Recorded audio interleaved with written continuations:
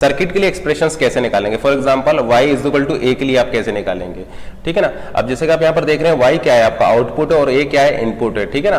तो इसके लिए सर्किट क्या हो जाएगा, इसके लिए ये आपका सर्किट हो जाएगा, ठीक है ना। ये मान लीजिए आपका बल्ब हो गया, ठीक है ना। यहाँ मान लीजिए आप वोल्टेज अप्लाई कर रहे हैं और ये मान लीजिए स्विच ए हो गया, ठीक है ना। और ये यहाँ पर आप आउटपुट ले रहे हैं, इस बल्ब पर आप आउटपुट ले रहे हैं। तो देखिए यहाँ पर क्या हो सकता है आपका, अगर आप इस स्विच को ऑन करेंगे, अगर आप इस स्विच को ऑन करेंगे तो आपका बल्ब भी ऑन हो जाएगा, ठीक है ना।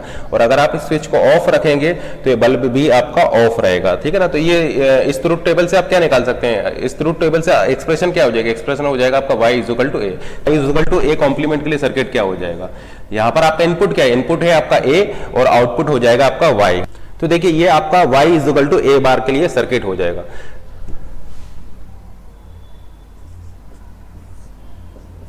ये आपका y इज इक्वल टू ए बार के लिए सर्किट हो जाएगा। क्योंकि देखिए अगर आप इस स्विच को ऑफ रखेंगे, अगर आप इस स्विच को ऑफ रखेंगे तो आपका ये बल्ब ऑन हो जाएगा, क्योंकि स्विच ऑफ है तो ये शॉर्ट सर्किट यहां पर नहीं होगा, तो आपका करंट इस पाथ से फ्लो होगा, तो आपका ये बल्ब ऑन हो जाएगा। लेकिन अगर आपने स्विच को ऑन कर दिया, इस स्विच को ऑन कर दिया तो फिर करंट आपका शॉर्ट सर्किट हो जाएगा और करंट आपका यहीं से पास हो जाएगा, तो इस पाथ से आपका करंट पास नहीं होगा, तो बल्ब आपका उस केस में ऑफ रहेगा। तो ये ट्रुथ टेबल किसका है, ये ट्रुथ टेबल है y is equal to A complement का। लीजिए आप वोल्टेज सोर्स अप्लाई कर रहे हैं, तो देखिए अगर मान लीजिए स्विच ए भी ऑफ है, स्विच बी भी ऑफ है, तो आपका बल्ब आपका ऑफ रहेगा। अगर मान लीजिए स्विच ए ऑफ है, स्विच बी ऑन है, तब भी आपका बल्ब ऑफ रहेगा।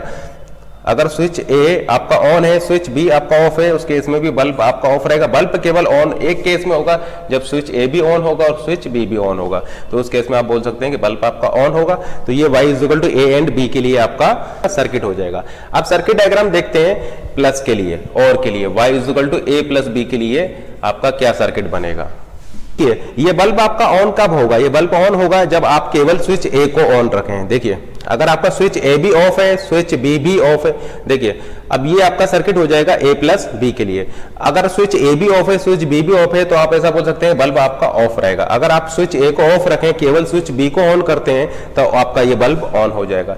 केवल आप स्विच ए को ऑन कीजिए, स्विच बी को आप ऑफ रखिए, उस केस में भी बल्ब आपका ऑन हो जाएगा। या आप स्विच ए को भी ऑन कर दीजिए, स्विच बी को भी आप ऑन कर देते हैं, उस केस में भी बल्ब आपका ऑन हो जाएगा। तो ये आपका सर्किट हो जाएगा y is equal to A plus B के लिए। अब मुझे ये बताइए कि इस सर्किट के लिए क्या एक्सप्रेशन हो जाएगा, इस सर्किट के लिए क्या एक्सप्रेशन हो जाएगा। तो आप इस सर्किट के लिए एक्सप्रेशन लिख सकते हैं y इज इक्वल टू, देखिए बल्ब ऑन कब होगा, बल्ब ऑन होने के लिए सबसे पहले आपको इस स्विच ए को ऑन करना पड़ेगा। तो ये स्विच ए को आपने ऑन कर दिया, एंड स्विच ए को ऑन करने के साथ साथ आपको या तो स्विच बी को भी ऑन करना पड़ेगा, या फिर स्विच सी को भी ऑन करना पड़ेगा, या फिर इन दोनों स्विच बी और सी दोनों को ही ऑन करना पड़ेगा, ठीक है ना। स्विच ए को ऑन करने के साथ साथ आपको या तो स्विच बी को ऑन करना पड़ेगा, या फिर स्विच सी को ऑन करना पड़ेगा, या फिर इन दोनों ही स्विच को आपको ऑन करना पड़ेगा। तो आप यहां पर लिख देंगे बी प्लस सी। तो ये एक्सप्रेशन हो जाएगा इस सर्किट के लिए, तो एक्सप्रेशन हो जाएगा आपका ए बी प्लस ए सी। अब ये गेट का क्वेश्चन देखते हैं। यहाँ पर आपका 2 आपने स्विच यूज किए हैं, ये आपका फर्स्ट स्विच है और ये आपका सेकंड स्विच है। ये जो स्विच है ये 2 वे स्विच है। इससे पहले जो हमने स्विच डिस्कस किए थे वो 1 वे स्विच थे, ठीक है ना। देखिए ये 2 वे स्विच है, आप इसको इस तरीके से भी कनेक्ट कर सकते हैं और इसको इस तरीके से भी कनेक्ट कर सकते हैं, ठीक है ना। इसी तरीके से आप इसको इस स्विच को इस तरीके से भी कनेक्ट कर सकते हैं और इस तरीके से भी कनेक्ट कर सकते हैं। तो ये आपका 2 वे स्विच है, ठीक है ना। तो यहाँ पर S1 भी एक 2 वे स्विच है, S2 भी एक 2 वे स्विच है। आपको लॉजिकल एक्सप्रेशन निकालना है जब आपका ये बल्ब ऑन होगा, ठीक है ना। बल्ब ऑन होने के लिए आपको लॉजिकल एक्सप्रेशन निकालना है। कंडीशन क्या गिवन है, कंडीशन आपको ये गिवन है कि अगर आप ए को बी के साथ कनेक्ट कर रहे हैं, अगर आप ए को बी के साथ कनेक्ट कर रहे हैं तो उस केस में ये स्विच जो है वो ट्रू होगा, स्विच ट्रू होगा। और अगर आप ए को सी के साथ कनेक्ट कर रहे हैं, अगर आप ए को सी के साथ कनेक्ट कर रहे हैं तो स्विच वहां पर आपका फॉल्स होगा। तो देखिए अगर स्विच S1 आपका ट्रू है, स्विच S1 अगर आपका ट्रू है, इसका मतलब क्या हो जाएगा, ये S1 हो जाएगा। और अगर स्विच S1 आपका फॉल्स है, स्विच S1 आपका फॉल्स है, तो ये क्या हो जाएगा, ये हो जाएगा S1 बार, ठीक है ना। अगर स्विच S1 आपका ट्रू है तो ये हो जाएगा S1, और स्विच S1 अगर आपका फॉल्स है तो ये हो जाएगा S1 बार। इसी तरीके से अगर स्विच S2 आपका ट्रू है तो ये S2 हो जाएगा, स्विच S2 अगर आपका फॉल्स है तो ये S2 बार हो जाएगा। तो देखते हैं, पहले तो आप मुझे ये बताइए कि ये बल्ब ऑन कब होगा। ये बल्ब ऑन होगा जब आप ए को बी के साथ कनेक्ट करेंगे और यहां पर भी आप ए को बी के साथ कनेक्ट करेंगे, तभी तो आपका सर्किट कंप्लीट होगा। ए को आप बी के साथ कनेक्ट कीजिए और ए को बी के साथ कनेक्ट कीजिए, तो ये आपका सर्किट कंप्लीट हो जाएगा और ये बल्ब ऑन हो जाएगा। या फिर दूसरा केस क्या है कि आप ए को सी के साथ ऑन कनेक्ट कीजिए, यहां पर भी आप ए को सी के साथ कनेक्ट कीजिए उस केस में भी आपका सर्किट कंप्लीट हो जाएगा और ये बल्ब ऑन हो जाएगा, ठीक है ना। तो दो केस हो सकते हैं। पहले फर्स्ट केस देखते हैं, आपने ए को बी के साथ कनेक्ट किया। अगर आपने ए को बी के साथ कनेक्ट किया तो स्विच क्या हो जाएगा, स्विच उस केस में ट्रू है। ये गिवन है कि आपका अगर आप ए को बी के साथ कनेक्ट करते हैं तो स्विच आपका ट्रू हो जाएगा। ए को बी के साथ कनेक्ट किया, स्विच क्या हो गया आपका, स्विच ट्रू हो गया, यानी S1 हो गया। यहां पर भी आपने ए को बी के साथ कनेक्ट किया, स्विच S2 भी आपका क्या हो गया, ट्रू हो जाएगा, ठीक है ना। और ये दोनों ही काम आपको एक साथ करने पड़ेंगे, ठीक है ना। ये दोनों ही काम आपको एक साथ करने पड़ेंगे। यहां पर भी ए को बी के साथ कनेक्ट करेंगे, यहां पर भी ए को बी के साथ कनेक्ट करेंगे, तभी सर्किट कंप्लीट होगा और ये बल्ब आपका ऑन होगा, ठीक है ना। तो हम लिखेंगे S1 and S2, S1 and S2, क्योंकि ये दोनों काम आपको एक साथ करने होंगे, ठीक है ना।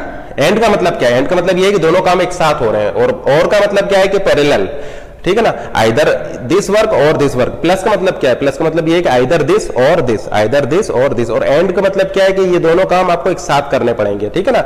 ये दोनों काम आपको एक साथ करने पड़ेंगे तो एंड आ जाएगा। और का मतलब आइदर दिस और दिस, तो एंड का मतलब ये हो जाएगा एक साथ आपको करना है। और का मतलब चॉइस होगी आइदर दिस और दिस, ठीक है ना। तो यहां पर क्या करना पड़ेगा, ये दोनों में ही आपको कनेक्ट करना पड़ेगा, तो ये हो जाएगा S1 एंड S2। दूसरा केस हमने आपको बताया था, और या तो एक तरीका ये है आपका बल्ब को ऑन करने के लिए, और दूसरा पैरेलल में क्या तरीका है, दूसरा पैरेलल में तरीका ये है कि आप ए को सी के साथ कनेक्ट कर सकते हैं, या फिर आप यहां पर भी ए को सी के साथ कनेक्ट कर सकते हैं। उस केस में भी बल्ब आपका ऑन हो जाएगा, ठीक है ना। यहां पर आप ए को सी के साथ कनेक्ट कर सकते हैं, यहां पर भी आप ए को सी के साथ कनेक्ट कर सकते हैं, तो आपका बल्ब ऑन हो जाएगा। तो सेकंड आपका हो जाएगा कि आप ए को सी के साथ कनेक्ट कर रहे हैं, तो अगर आप ए को सी के साथ कनेक्ट करेंगे तो स्विच उस केस में फॉल्स है, ठीक है ना। तो अगर आप वहां पर ए को सी के साथ कनेक्ट कर रहे हैं तो S1 आपका फॉल्स हो जाएगा, एंड क्योंकि ये दोनों काम आपके एक साथ हो रहे हैं। यहां पर भी अगर आप ए को सी के साथ कनेक्ट कर रहे हैं तो स्विच S2 भी आपका फॉल्स हो जाएगा। तो बल्ब होने के ये आपका लॉजिकल एक्सप्रेशन हो जाएगा, तो आंसर आपका आ जाएगा डी, ठीक है ना। डी आपका आंसर हो जाएगा। लेकिन मान लीजिए अगर हम इस क्वेश्चन को चेंज कर दें, ठीक है ना, क्वेश्चन को चेंज कर दें और ये पॉइंट आपका सी हो जाता है और अब इस पॉइंट को हम बी कर देते हैं, तो अब इस बल्ब को ऑन होने के लिए क्या एक्सप्रेशन हो जाएगा, क्या लॉजिकल एक्सप्रेशन हो जाएगा इस बल्ब को ऑन होने के लिए। यहां पर ये थोड़ा हमने चेंज कर दिया है। तो जैसे कि अब आप देख रहे हैं आपका सर्किट कंप्लीट हो जाएगा अगर आप ए को बी के साथ कनेक्ट करें, यानी S1 ए को बी के साथ कनेक्ट करें और सी को ए के साथ कनेक्ट करें, तो उस केस में S2 क्या हो गया, S2 आपका फॉल्स हो जाएगा। और दूसरा केस क्या है कि आप ए को सी के साथ कनेक्ट करें, यानी S1 क्या हो गया, S1 आपका फॉल्स हो गया, एंड बी को ए के साथ कनेक्ट करें, तो उस केस में अब S2 आपका ट्रू हो जाएगा। तो अब आपका लॉजिकल एक्सप्रेशन ये आ जाएगा। तो अगर इस क्वेश्चन को हम चेंज कर दें तो अब आपका आंसर सी आ जाएगा। अब आपके स्टेटमेंट टाइप के भी क्वेश्चंस बन सकते हैं, ठीक है ना। जैसे कि हमने आपको ऑलरेडी आपको बता चुके हैं कि आपके क्वेश्चंस या तो डायग्राम वाले भी बन सकते हैं, सर्किट डायग्राम के भी क्वेश्चंस आ सकते हैं एक्सप्रेशन पर, या फिर वेन डायग्राम के क्वेश्चंस भी आ सकते हैं, या फिर हो सकता है कि एक स्टेटमेंट गिवन हो और आपसे पूछे कि आपका लॉजिकल एक्सप्रेशन क्या होगा। जैसे कि इसी क्वेश्चन को देखिए, यहाँ पर एक स्टेटमेंट गिवन है, ए लॉजिक सर्किट हैव 3 इनपुट्स। आपके 3 इनपुट है ए बी एंड सी और आउटपुट है वाई, यानी आप बोल सकते हैं why is the function of A B and C. यहां पर एबीसी आपका इनपुट है और वाई आपका आउटपुट है। Output is 1 for the following combinations. आपका आउटपुट आपको 1 मिलेगा इन कॉम्बिनेशंस के लिए। यहां पर क्वेश्चंस में गिवन क्या है, क्वेश्चन में गिवन ये है कि आउटपुट इज 1, आउटपुट इज 1। तो हमने आपको बताया था कि जब आपका आउटपुट 1 होता है, आउटपुट 1 के लिए आप चेक कर रहे हैं, तो आउटपुट 1 के लिए आप चेक करते हैं एसओपी फॉर्म में, ठीक है ना। अगर मान लीजिए यहां पर लिखा होता output is 0, output is 0 for the following combinations, तो फिर आप पीओएस में लिखते हैं, ठीक है ना, क्योंकि एसओपी फॉर्म में आप आउटपुट 1 के लिए चेक करते हैं और पीओएस फॉर्म में आप आउटपुट 0 के लिए चेक करते हैं। तो क्वेश्चन में गिवन है आउटपुट इज 1, इसका मतलब आपको एसओपी में एक्सप्रेशन लिखना है, ठीक है ना, एसओपी में एक्सप्रेशन लिखना है। लेकिन अगर इसी क्वेश्चन में दिया होता आउटपुट इज 0, तो फिर आप पीओएस फॉर्म में लिखते हैं, ठीक है ना। तो यहां पर 1 दिया है तो हम एसओपी में एक्सप्रेशन लिखेंगे। देखिए कॉम्बिनेशंस क्या है, A and C are true, तो हम मिन टर्म लिखेंगे। एसओपी में हम ऑलरेडी बता चुके हैं एसओपी क्या होता है, सम ऑफ प्रोडक्ट्स, ठीक है ना, यानी मिन टर्म्स का यहां पर सम होगा, तो हम मिन टर्म्स लिख रहे हैं। A and C are true, तो फर्स्ट मिन टर्म हो जाएगा ए सी, देखिए ए भी ट्रू है एंड सी भी ट्रू है, ठीक है ना, A and C are true. Second देखिए B and C are false, तो B complement C complement, B and C are false. Third देखिए, थर्ड मिन टर्म आपको यहां से मिल जाएगा, A B and C are true, यानी ये हो जाएगा A B C, A and B and C are true. Next आपका कंडीशन है A B and C are false, तो ये हो जाएगा ए बार बी बार और सी बार। तो ये आपको 4 मिन टर्म लिख लेंगे इन 4 कॉम्बिनेशंस से, क्योंकि आपका आउटपुट 1 है इन 4 कॉम्बिनेशंस के लिए, तो आप एसओपी फॉर्म में इसके लिए लिखेंगे और ये मिन टर्म्स को निकालेंगे। तो एक्सप्रेशन आपका हो जाएगा y इज इक्वल टू ए बार। अब देखिए फर्स्ट और थर्ड को आप ले सकते हैं, सेकंड एंड फोर्थ को ले सकते हैं। तो फर्स्ट एंड थर्ड को लेंगे तो आप ए सी कॉमन ले सकते हैं, तो यहां से मिल जाएगा 1 plus B. Second and fourth को लेंगे तो आप बी बार सी बार को अगर कॉमन ले लेंगे तो आपको मिल जाएगा 1 प्लस ए बार। तो यहां से मिनिमाइज्ड एक्सप्रेशन मिल जाएगा ए सी प्लस बी बार सी बार। तो आपका आंसर हो जाएगा ए सी प्लस बी बार सी बार। अभी सेकंड क्वेश्चन देखते हैं। ये आपका एक लॉजिक सर्किट है जिसमें आपके 3 इनपुट है एंड 1 आउटपुट है एफ।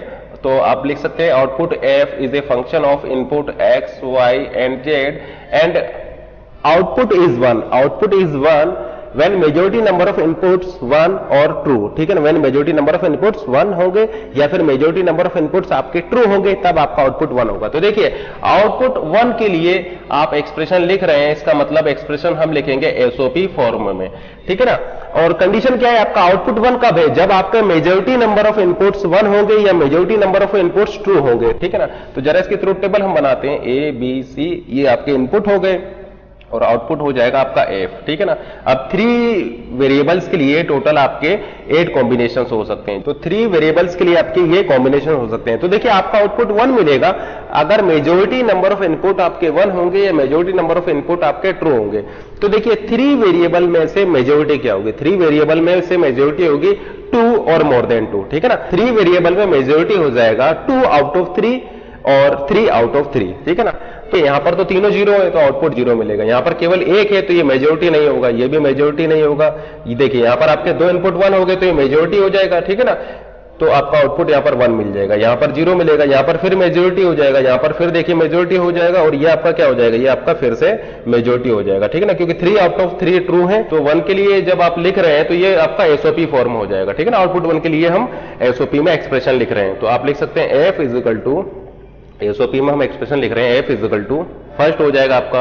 अब देखिए यहां पर अगर आप इस एबीसी को 2 टाइम रिप्लीकेट कर देंगे तो आप मिनिमाइजेशन भी कर सकते हैं, ठीक है ना। देखिए एबीसी को आप लिख सकते हैं ABC plus ABC plus ABC, ठीक है ना। तो 1 टाइम आप इसके साथ पेयर बना लीजिए, सेकंड टाइम आप इसके साथ पेयर बना लीजिए और थर्ड टाइम आप इसके साथ पेयर बना लीजिए। तो यहां पर देखिए आप क्या देख रहे हैं, आप यहां पर बीसी कॉमन ले सकते हैं, यहां पर आप एसी कॉमन ले सकते हैं और आप यहां पर एबी कॉमन ले सकते हैं। तो मिनिमाइज्ड एक्सप्रेशन आपको मिल जाएगा F is equal to A B plus B C plus C A, ठीक है ना। तो जैसे कि आप यहां पर देख रहे हैं, यहां पर क्या है, आपका मेजोरिटी नंबर ऑफ इनपुट्स 1 है, ठीक है ना।